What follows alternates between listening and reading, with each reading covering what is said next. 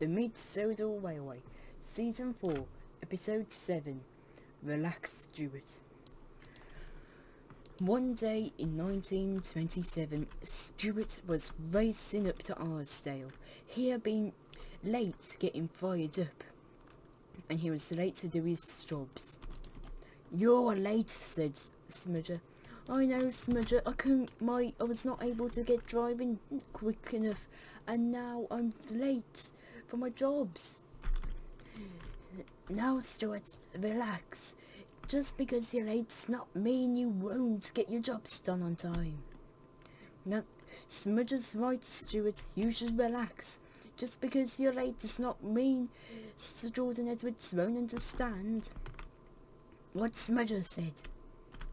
I mean Stanley. But I'm late and I need to get my job done as fast as I can," said Stuart. Okay then, but don't say I didn't warn you," said Smudger. "Okay," said Stuart, and he raced off. I can't be late. Stuart was racing along the line as fast as his wheels could let him. The Sodor Railway had very tight curves. These curves were so tight that the railway could not allow any buffers on engines. This was to avoid a thing called buffer locking. This is a thing where when an engine goes on a turn so tight with something behind it that also has buffers, the buffers will lock into each other, basically making it so the engines can't carry on.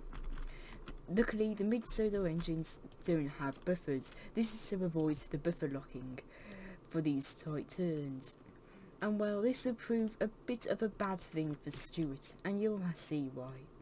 Soon, Stuart was having all his trucks loaded and unloaded, and he was racing down the line as fast as his wheels could carry him.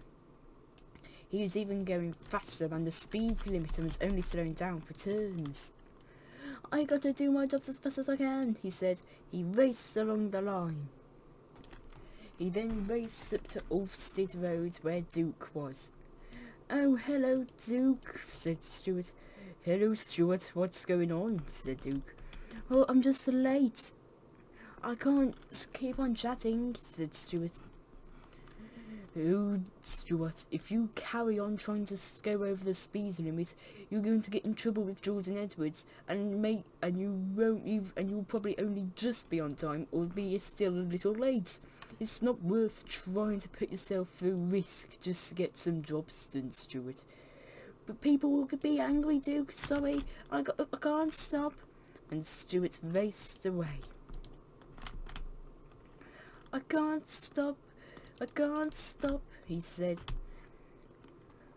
"If I don't get my jobs done soon, then the railway might have to close." Stuart was beginning to overreact and was trying to get his jobs done as fast as he could. He forgot all about being careful and began to go too fast around turns. "Slow down," said Jason. "Oh, I'm sorry, Jason," said Stuart. "Thank you for warning me." "You're welcome. You look worried," said Jason. "I am, Jason. I'm late. Most relaxed and sorry, can't stop," said Stuart, and he raced across the tracks. Oh dear, I wonder why he's pulling trucks though. He never pulls trucks. He usually shunts for Atlas and Alfred. He came to a quick stop at Castley Hall.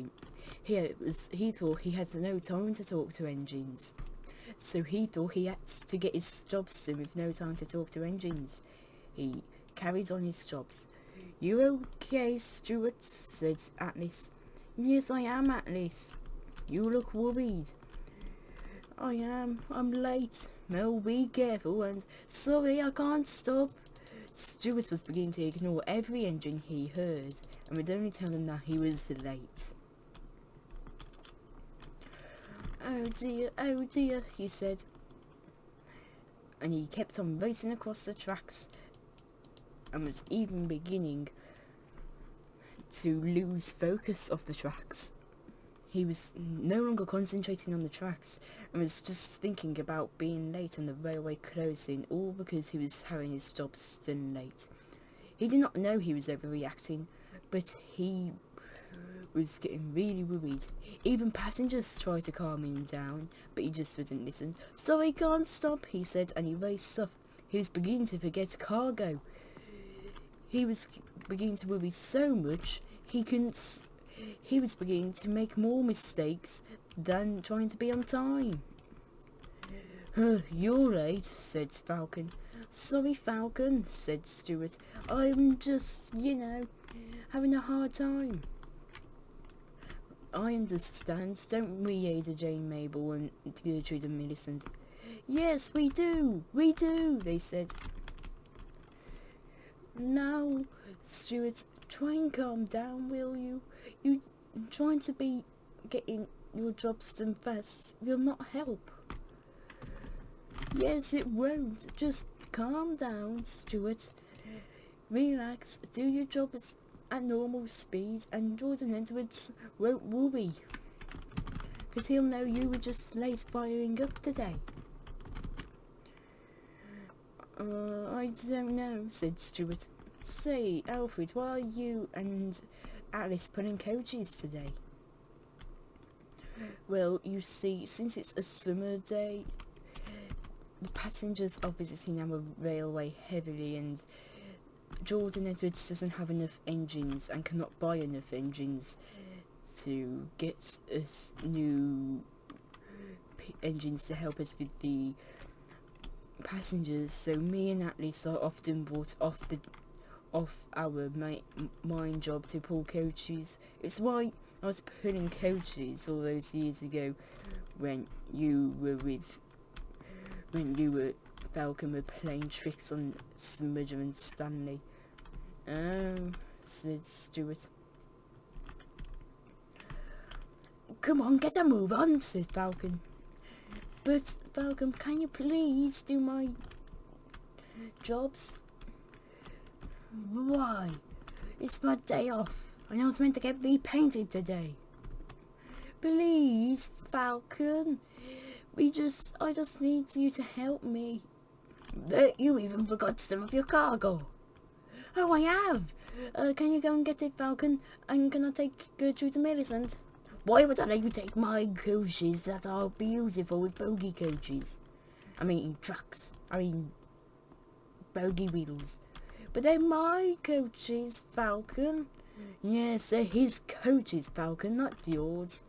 "But coaches without bogies aren't real coaches." "All our coaches on this railway have bogies, Falcon. Now stop complaining and let me pull my own coaches." "We don't want to be pulled by this horrid blue engine," said Gertrude. "Yes, that's right," said Stuart. "Yes, we'll keep our brakes on until we get pulled by Stuart," said Millicent. "Fine, you win, Stuart. Let me couple up to those drugs and I'll get those jobs done as fast as I can for you." "Oh, thank you, Falcon," said Stuart. Stuart was happy to be with Gertrude and Millicent, and they were happy to be with Stuart. But Falcon was angry. "Oh, drugs, why did I even accept this?" he said. "There you go, Stuart. Hopefully you can calm down now," said Alfred. "Wait, calm down," said Stuart. "I forgot completely all about being late." "Here we go again," said Falcon. "Oh no," said Alfred. "I can't be late. Wait," said Gertrude. "You left our kind passengers and guards behind," said Millicent. Stuart was so impatient he raced across the tracks. He was beginning to break the speed limit, and then he saw Farmer L's farm up ahead. "Oh no," he said. As he raced across the tracks, he shut his eyes. He couldn't bear to watch. Ah!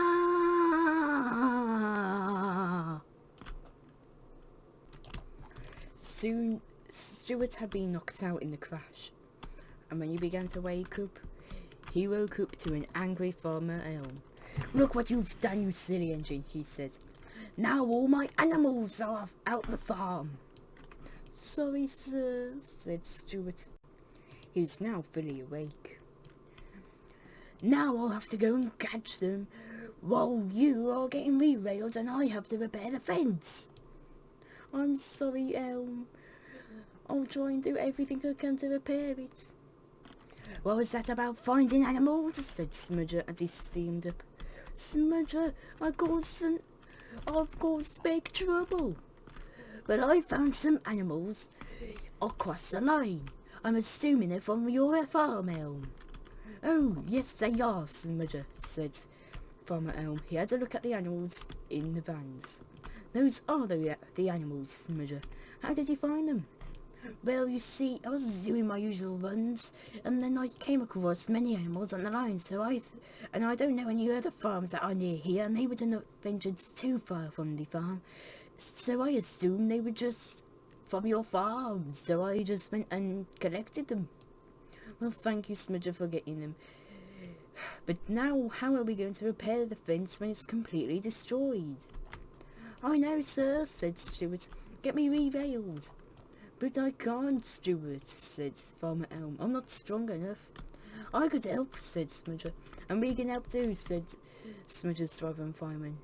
And us, said Stuart's driver and fireman. This should be more than enough people to leave him back on the rails, said Farmer Elm. And you helping Stuart, Smudger, will also help us get them back on the rails as well. We'll get Stuart back on the rails. Hopefully, with us delivering Stuart on and you pulling him near the tracks, we can get Stuart back onto the rails. We have to leave Gertrude and Millicent here, though, for the time being. We can't have them being re-railed just yet. We have to get Gary the Crane to help them. Oh dear, said the coaches. Oh, that's okay. I'm sure they can wait. I don't want to become a hen farm, said Millicent, and I don't want to become a place for the other animals as well, said Gertrude. Calm down, said Stuart. Everything will be right. We'll help you. Once I'm helped, said Stuart. Oh, thank you, Stuart. You are very kind, said Gertrude. I know. Time to get me back on the rails then, said Stuart. Yes, indeed, Stuart, says Farmer Elm. And Smudger pulled as hard as he could and soon got Stuart near the rails. Thank you, Smudger, said Stuart. You're welcome, said Smudger. Now just don't mention this ever again, okay? Said Smudger. Okay, Smudger, said Stuart. Time to leave you on the rails, said Farmer Elm, and they did just that. There you go, Stuart, you're on the rails again. Thank you, Farmer Elm. I was overreacting about being late. I guess this crash has taught me that I don't have to worry about being late. Jordan Edwards will always understand and won't scrap me. Falcon told me he would scrap me if I kept on being late. Well, you won't, Stuart. You're a really useful engine like every other engine on this railway. Apart from Stanley, who's no longer a part of the railway, and don't tell him I said that, but most useful engines I know, Stuart.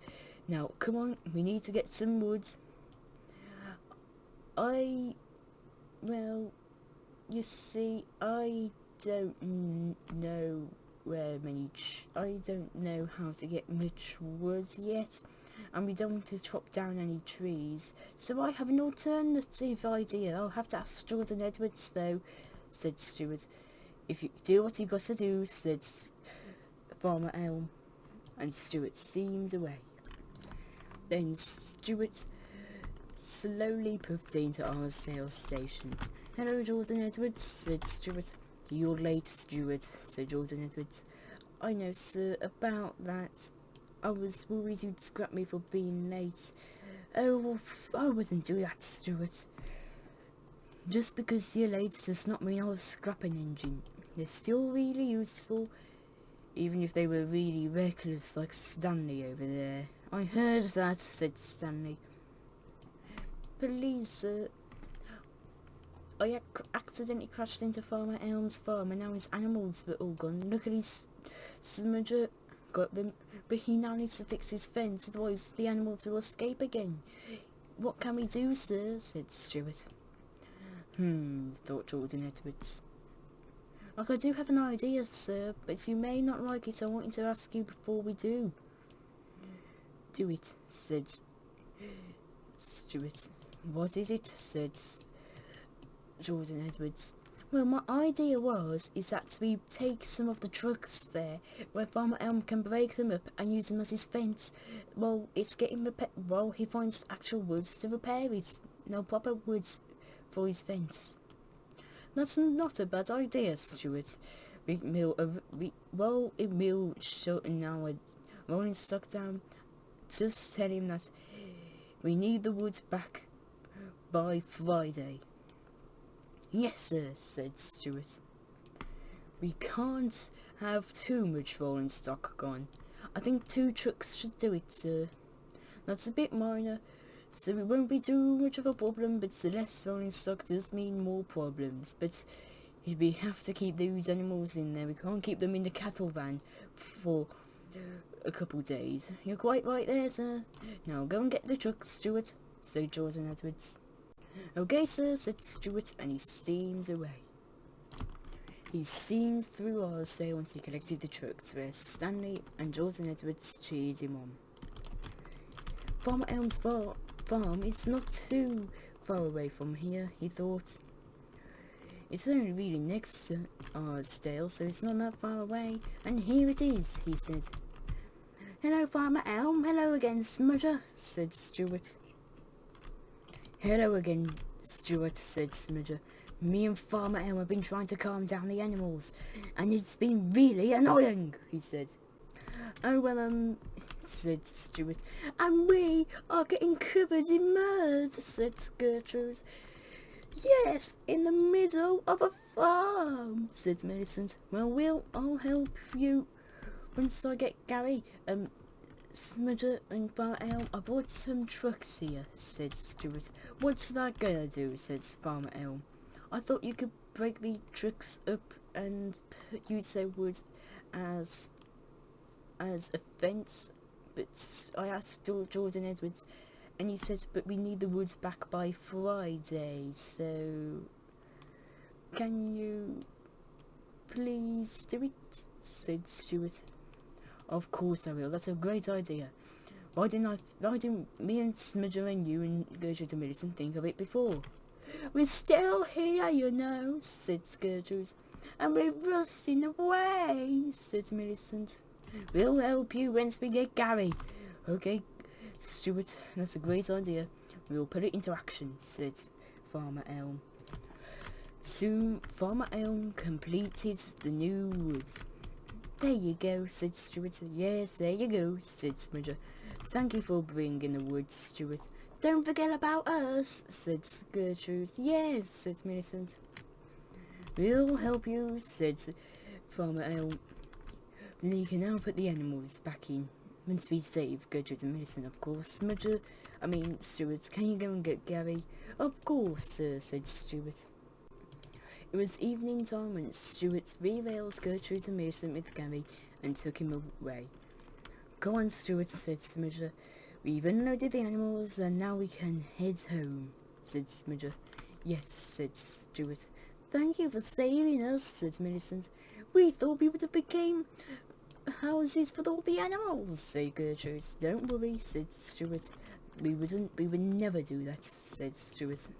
And he steamed home, where he was greeted with all the other engines, well, at least Stuart and Duke and Stanley, and of course Smudger, who came with him, and was given a congratulations.